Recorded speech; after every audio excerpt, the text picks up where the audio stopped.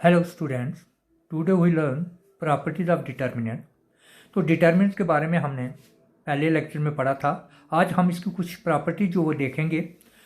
पहली प्रॉपर्टी है इसकी कि अगर डिटर्मिनेंट की रोज और कॉलम को इंटरचेंज किया जाए, यानी अगर किसी डिटर्मिनेंट का उसका ट्रांसपोज लिखा जाए तो तब डिटर्मिनेंट की जो वैल्यू जो है वो चेंज नहीं होती। इसी तरह अगर किसी डिटर्मिनेंट में कोई दो रो या कोई दो कॉलम इंटरचेंज किए जाएं तब उस डिटर्मिनेंट की जो साइन है वो चेंज हो जाती है। और इसकी थर्ड वन प्रॉपर्टी जो है, अगर किसी डिटर्मिनेंट का कोई दो रो या कोई दो कॉलम अगर आइडेंटिकल हो जाए यानी सेम हो जाए, उसके कॉरस्पॉन्डिंग एलिमेंट्स अगर सेम हो तो डिटर्मिनेंट की वैल्यू जो है वो जीरो होती है। और इसके साथ चौथी प्रॉपर्टी जो है, अगर किसी डिटर्मिनेंट की किसी रो या कॉलम के हर एक एलिमेंट को किसी कांस्टेंट से अगर हम मल्टीप्लाई करते हैं तो वो डिटर्मिनेंट किसी कांस्टेंट से मल्टीप्लाई हो जाएगा। अब इन चार प्रॉपर्टीज को पहले हम समझ लेते हैं, देख लेते हैं एक एग्जांपल से। जैसे एक एग्जांपल हम लेते हैं, ये एक डिटर्मिनेंट हमने ले लिया जिसके जो यहाँ एलिमेंट हैं 1 2 3 3 4 5 8 6 7। तो पहली प्रॉपर्टी के मुताबिक अगर हम डिटर्मिनेंट की रो और कॉलम को इंटरचेंज करते हैं तो क्या होता है, उसका आंसर जो है सेम रहता है। तो इस डिटर्मिनेंट को मैंने हल कर दिया। इस डिटर्मिनेंट का आंसर जो हमारे पास आता है -6। अब इसके रो और कॉलम को चेंज करके हम देखेंगे। जैसे यहाँ पर हमने इसकी फर्स्ट रो है 1 2 3, तो फर्स्ट रो को हमने फर्स्ट कॉलम बना दिया है। इसी तरह सेकंड रो को सेकंड कॉलम और थर्ड रो को थर्ड कॉलम हमने किया है। तो इस डिटर्मिनेंट को आप सॉल्व करेंगे और देखेंगे इसका आंसर जो है वो भी -6 होगा, क्योंकि इसका आंसर -6 आ रहा है। तो इसके रो और कॉलम को जब हम इंटरचेंज कर दिया तो उसका आंसर भी जो है वो क्या होगा, -सेम। तो ये हमारी फर्स्ट जो है प्रॉपर्टी है। और इसके बाद अब हम देखेंगे सेकंड प्रॉपर्टी जो है, उसमें क्या है कि अगर कोई दो रो या कोई दो कॉलम को हम इंटरचेंज कर लेते हैं। यहाँ पर हमने क्या किया, फर्स्ट रो को थर्ड में ले आए और थर्ड रो को फर्स्ट की जगह हमने लिख दिया। थर्ड रो थी हमारी 8 6 7, तो ये हमने फर्स्ट रो ले ली और सेकंड रो वैसे की वैसे रहने दी। तो यहाँ पर जो फर्स्ट रो है हमारी 1 2 3, इसको हम थर्ड रो की जगह हमने लिख दिया, यानी फर्स्ट और थर्ड रो को हमने इंटरचेंज कर दिया। तो जब हम इंटरचेंज करके इसको हल करेंगे, इसको सॉल्व करेंगे, तो इसके आंसर में यानी डिटर्मिनेंट की जो वैल्यू है वहाँ साइन चेंज हो जाएगी। यहाँ पर हमारा आंसर -6 आ रहा है और इधर 6 हो जाएगा। इसका आंसर क्या हो जाएगा, 6 होगा। अब तीसरी प्रॉपर्टी थी कि अगर कोई भी डिटर्मिनेंट जो है हमारे पास होता है, यानी उसकी कोई दो रो या कॉलम आइडेंटिकल हो जाए, तो यहाँ पर हमने कॉलम को आइडेंटिकल किया। जैसे फर्स्ट कॉलम है 1 3 8 और सेकंड वन भी जो है 1 3 8 ही है। फर्स्ट और सेकंड दोनों कॉलम जो है वो आइडेंटिकल हैं, सेम हैं बिल्कुल, यानी कॉरस्पॉन्डिंग एलिमेंट्स इनके बराबर हैं। तो अब इसका थर्ड कॉलम जो मर्जी हो, इसकी वैल्यू जो है वो 0 होगी। इसको आप सॉल्व करेंगे तो इसका आंसर क्या आएगा, 0 आएगा। तो चौथी प्रॉपर्टी में हमने देखा था कि अगर क्या है, फोर्थ प्रॉपर्टी में किसी डिटर्मिनेंट की किसी एक रो या कॉलम के हर एक एलिमेंट को हम किसी कांस्टेंट से मल्टीप्लाई कर लेते हैं, तो तब क्या होता है कि उस डिटर्मिनेंट की वैल्यू जो है उसी कांस्टेंट से मल्टीप्लाई हो जाएगी। जैसे ये डिटर्मिनेंट जो पहले वाला, यही डिटर्मिनेंट हमारा 1 2 3, तो इस फर्स्ट रो को हमने 2 से क्या किया है, मल्टीप्लाई कर दिया। पहले उसमें था 1 2 3 है इसमें, तो ये हमने 1 2 3 को हमने क्या किया, 2 से मल्टीप्लाई किया। 2 × 1 2 × 2 2 × 3, तो ये मल्टीप्लाई करके बाकी वाले हमने वैसे ही लिख दिए हैं 3 4 5 8 6 7 जो हैं। तो इसको 2 से मल्टीप्लाई किया तो हमारे पास डिटर्मिनेंट ये बन गया, ठीक है। और इस डिटर्मिनेंट का जो आंसर होगा वो क्या होगा, -12। कैसे कि ये 2 जो है हमने मल्टीप्लाई कर दिया और इस डिटर्मिनेंट की जो वैल्यू है कि पहले वाले की, इसका आंसर हमारे पास -6 आया है। तो 2 को -6 से करेंगे तो -12। ये वाला जो डिटर्मिनेंट हमारा बनेगा, ये डिटर्मिनेंट, इसका आंसर होगा -12। तो ये हमने क्या किया कि चार प्रॉपर्टीज को हमने यहाँ इसी एक एग्जांपल में देखा और इनको आपने जो है ये एज होमवर्क, इस डिटरमिनेंट को आप सॉल्व करेंगे, इसको करेंगे, इसको करेंगे, इसको करेंगे और देखेंगे कि जो आंसर इनके हमने लिखे हैं बिल्कुल इसी के मुताबिक ये आएंगे। अब जो फिफ्थ प्रॉपर्टी है उसको हम देखते हैं। फिफ्थ प्रॉपर्टी में वो कहता है कि अगर किसी रो या कॉलम के हर एक एलिमेंट को, यानी किसी भी डिटर्मिनेंट के किसी रो या कॉलम के हर एक एलिमेंट जो है वो कैसे एक्सप्रेस होता है, यानी वो सम ऑफ टू और मोर टर्म्स, जिसमें एक से दो या दो से ज़्यादा जो है वो टर्म्स हों किसी रो या कॉलम में कि हर एक एलिमेंट में, तो वो डिटर्मिनेंट दो पार्ट में हम उसको लिख सकते हैं।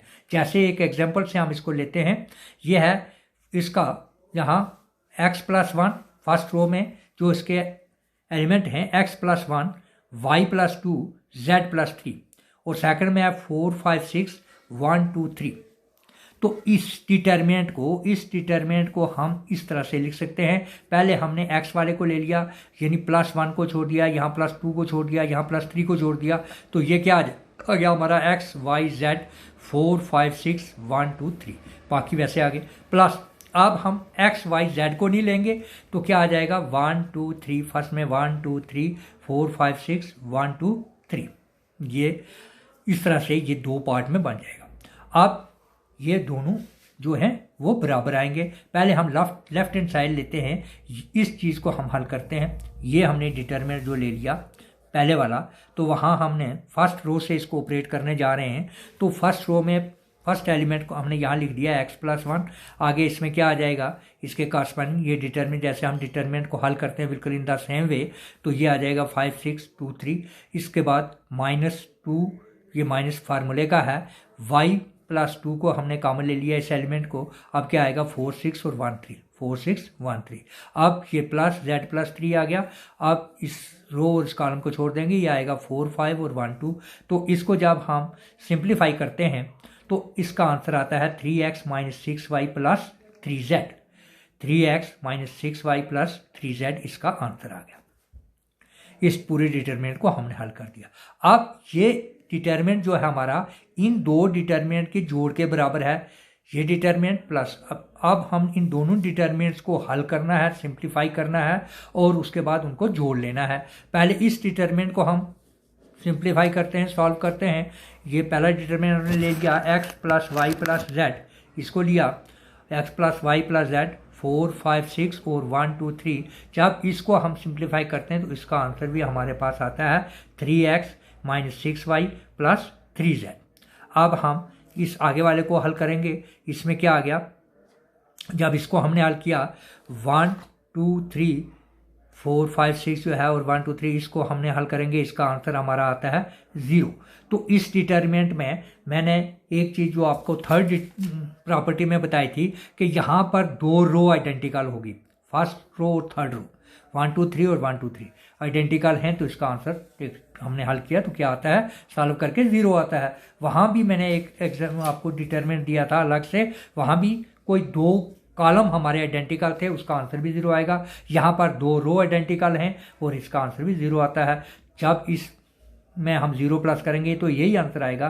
तो पहले इस डिटर्मिनेंट का आंसर भी हमारे पास आता है 3x - 6y + 3z और इसका भी आता है 3x - 6y + 3z। तो ये हमारी फिफ्थ प्रॉपर्टी थी कि अगर हमारे पास किसी भी डिटर्मिनेंट की किसी रो या कॉलम, कोई एक रो या कॉलम 1, 2 या 2 से ज़्यादा प्लस में लिखा गया है, यहाँ अगर 3 टर्म्स होंगी हमारी तो 3 डिटर्मिनेंट बन जाएंगे अलग अलग से। तो इस तरह से ये हमारी फिफ्थ प्रॉपर्टी है।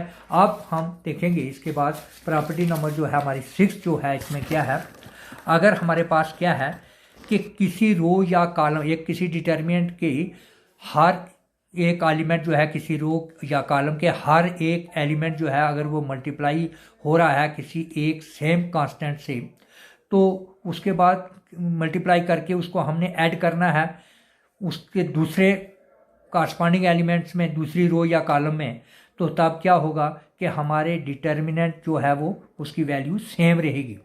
तो इसको एक एग्जांपल से हम हल करते हैं। ये हमने डेफिनेशन लिख दी है ऊपर। तो हमने क्या किया कि एक रो या कॉलम में किसी दूसरी रो या कॉलम को हम उस किसी कांस्टेंट से मल्टीप्लाई करके ऐड करेंगे तो आंसर में कोई फ़र्क जो है वो नहीं आने वाला। जैसे हमने ये हमारे पास एक डिटर्मिनेंट मैंने ले लिया, इसको वेरिएबल में मैं हल कर रहा हूँ। यहाँ पर डिटर्मिनेंट ए जो है, इसके जो एलिमेंट हैं A1, B1, C1, A2, B2, C2, A3, B3 और C3। यहाँ हमने डेफिनेशन के मुताबिक क्या किया कि सेकंड कॉलम को क्या किया, सेकंड कॉलम को किसी कांस्टेंट के से मल्टीप्लाई करके फर्स्ट में ऐड करके लिखेंगे। फर्स्ट की जगह हम क्या करेंगे, फर्स्ट कॉलम में सेकंड वाले कॉलम को किसी कांस्टेंट से मल्टीप्लाई करके उसमें ऐड करेंगे, बाकी सेकंड और थर्ड कॉलम जो है वो वैसे सेम रहेंगे। तो हमने सेकंड कॉलम में यहाँ क्या है V1 को K से मल्टीप्लाई किया और पहले में ऐड कर दिया। पहले की जगह हमने लिखा A1 प्लस KB1। इसी तरह A2 में हमने प्लस किया क्या, B2 को K से मल्टीप्लाई करके A प्लस KB2 ये, और उसी तरह इसमें प्लस किया हमें A3 को K से मल्टीप्लाई करके इस B3 को, तो ये आ गया A प्लस KB3। तो ये पहला कॉलम हमारा बन गया इस तरह से, और उसके बाद दूसरा और तीसरा हमने सेम रखा। अब पीछे वाली जो हमारे पास क्या हैं प्रॉपर्टीज़ हैं, उनका हम यहाँ पर इस्तेमाल करेंगे, उनको यूज़ करेंगे। जैसे इस डिटरमिनेंट को मैंने दोबारा यहाँ लिखा है, तो अब यहाँ इसमें एक कॉलम जो है, पहला कॉलम, इसमें दो टर्म्स हैं, दो टर्म्स हैं हर एक में, तो ये दो डिटरमिनेंट में बन जाएगा, टू डिटरमिनेंट। पहले डिटरमिनेंट ये ऐसा ही आएगा, A1 A2 और A3 B1 B2, ये इस चीज़ को छोड़ देंगे, प्लस KB1 KB2 और KB3 ये हमने यूज़ किया। तो अब क्या हुआ, ये इसको हमने दूसरी वाला ये सेम रह गया। तो ये कौन सी प्रॉपर्टी थी हमारी, प्रॉपर्टी नंबर 5, यूजिंग प्रॉपर्टी 5 जो हमने इस 5th प्रॉपर्टी को हमने यूज़ किया है। तो अब क्या हुआ कि ये दो डिटरमिनेंट बन गए, पहला डिटरमिनेंट और दूसरा डिटरमिनेंट। यहाँ पर पहले डिटरमिनेंट को हमने वैसा ही लिखा। तो ये जो अब 4th प्रॉपर्टी थी क्या, कि किसी भी डिटरमिनेंट के किसी एक रो या कॉलम किसी सेम कांस्टेंट से जब मल्टीप्लाई हो रहा है, तो वो क्या है, उसी कांस्टेंट से हम पूरे डिटरमिनेंट को मल्टीप्लाई कर लेंगे। यहाँ से हमारा ये K जो है वो कॉमन आउट हो गया, तो अंदर हमारा क्या बचेगा, B1 B2 B3। तो यहाँ पर भी ये V1 B2 B3 और C1 C2 C3 ये K से मल्टीप्लाई हो रहा है, ये K हमारा यहाँ बाहर आ गया। ये डिटरमिनेंट को हमने वैसा ही लिखा था और इसमें से K को कॉमन ले लिया, ये चीज़ बन गई। अब क्या है कि यहाँ पर दो कॉलम आइडेंटिकल हो गए, कॉलम फर्स्ट और कॉलम सेकंड दोनों आइडेंटिकल हैं, B1 B2 B3 B1 B2 B3। तो इस डिटरमिनेंट की वैल्यू क्या होगी, 0। ये आ जाएगा K इंटू 0। पहले वाला डिटरमिनेंट उसी तरह लिखा है हमने। तो अब K को 0 से मल्टीप्लाई करेंगे, 0 हो गया, तो 0 इसमें ऐड करेंगे वही, तो ये डिटरमिनेंट वैसा ही आ गया। तो ये जो डिटरमिनेंट है, ये डिटरमिनेंट A के बराबर है, ये A डिटरमिनेंट है वही। तो क्या हुआ कि हम क्या करेंगे, अगर हम किसी रो या कॉलम के हर एक एलिमेंट को किसी कांस्टेंट से मल्टीप्लाई करके किसी दूसरी रो या कॉलम, अगर रो को मल्टीप्लाई किया तो रो में ऐड करेंगे, कॉलम को किया कॉलम में ही ऐड करेंगे, तो क्या होगा, उसमें कोई वैल्यू में कोई चेंज जो है वो नहीं आएगी। डिटरमिनेंट जो है वो उसकी वैल्यू जो है वो सेम रहेगी। अब प्रॉपर्टी 7 जो है हम देखते हैं इसमें कि अगर किसी डिटरमिनेंट में कोई एक रो या एक कॉलम का हर एक एलिमेंट क्या हो, अगर वो 0 होता है, वो क्या होता है, 0 होता है, तो डिटरमिनेंट की वैल्यू 0 होगी, डिटरमिनेंट की वैल्यू भी 0 होगी। क्योंकि 0 वाली रो से जब हम उसको ऑपरेट करेंगे तो वहाँ पर हर बार वो 0 से अगर मल्टीप्लाई होगा, आगे जो मर्जी आ जाए तो वो 0 ही बन जाएगा। तो डिटरमिनेंट की वैल्यू जो है वो 0 बन जाती है। अब डिटरमिनेंट की कुछ एप्लीकेशन, हमने डिटरमिनेंट को अप्लाई कैसे करना है थोड़ा सा ये देख लेते हैं। तो इसमें क्या है, जैसे ट्रायंगल का सपोज अगर हमने एरिया निकालना है तो वो कैसे निकालेंगे। अगर हमारे पास कोई एक ट्रायंगल है, हमारे पास ABC, तो इसके कोऑर्डिनेट हैं ट्रायंगल के, ये A पॉइंट कहाँ पे जो आता है, ये आता है सपोज X1 Y1 पे, और B पॉइंट है हमारा X2 Y2, और C है X3 Y3। तो इसका हम जो है कैसे एरिया कैसे निकालेंगे, इसका एरिया कैसे निकालेंगे। इसका एरिया निकालने के लिए हमारे पास फार्मूला है 1/2, ये X1 X2 Y1 Y2 और X2 Y2 और X3 Y3 इसको लिख दिया। तो अब ये हमारा यहाँ तक ये लिखने से ये रेक्टेंगुलर में बन जाता है। डिटरमिनेंट हमारा हमेशा स्क्वायर फॉर्म में होता है, तो आगे हम इसको 1 1 ले लेंगे, 1 1 1। तो ये फार्मूला हम लगाएंगे तो इससे हम ट्रायंगल का एरिया निकाल सकते हैं। और इसमें एक चीज़ जो आपने याद रखनी है, देखनी है, क्या देखना है इसमें कि अगर इसको हम जब ट्रायंगल का एरिया निकालते हैं तो हमारे ट्रायंगल का एरिया अगर आता है 0, क्या आता है 0 आता है, तो इसका मतलब ये पॉइंट जो है हमारे कोलिनियर हैं, ये सभी पॉइंट एक ही जगह पर हैं, एक ही पॉइंट है हमारा ये 3 पॉइंट जो अलग अलग नहीं हैं।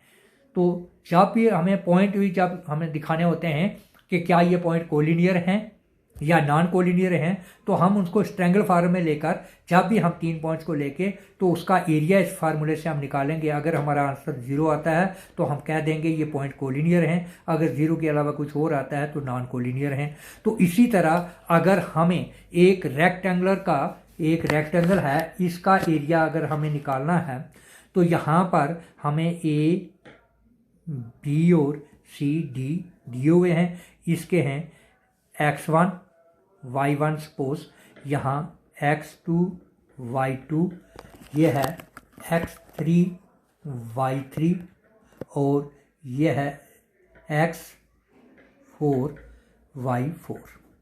तो एरिया हम कैसे निकालेंगे ये इस रेक्टेंगल का, तो हम इसको क्या करेंगे, एक डायगोनल ले लेते हैं, कोई एक डायगोनल AC ले लो या BD ले लो। सपोज हम BD ले लेते हैं तो हमारे पास ये 2 ट्रायंगल बन जाएंगे, एक ट्रायंगल हो जाएगी हमारी ABD और दूसरी हो जाएगी BCD। तो इस ट्रायंगल का एरिया निकालेंगे, इसका निकालेंगे, दोनों ट्रायंगल का एरिया ऐड कर लेंगे तो हमारे रेक्टेंगल का एरिया भी आ जाएगा। ये डिटरमिनेंट को हमने कैसे अप्लाई करना है। तो नेक्स्ट हम जो है कुछ इसके सवाल जो हैं वो इम्पॉर्टेंट 1-2 सवाल जो देखेंगे करेंगे। आप इस जो प्रॉपर्टी जो है इनका हम जो है वहाँ पर जो प्रयोग करेंगे, इस्तेमाल करेंगे, इनको यूज़ करेंगे, ये आप अच्छी तरह से आप इनको देख लेना। और कहीं भी कोई प्रॉब्लम जो आती है तो आप फ़ोन पे कांटेक्ट कर सकते हैं। थैंक्स।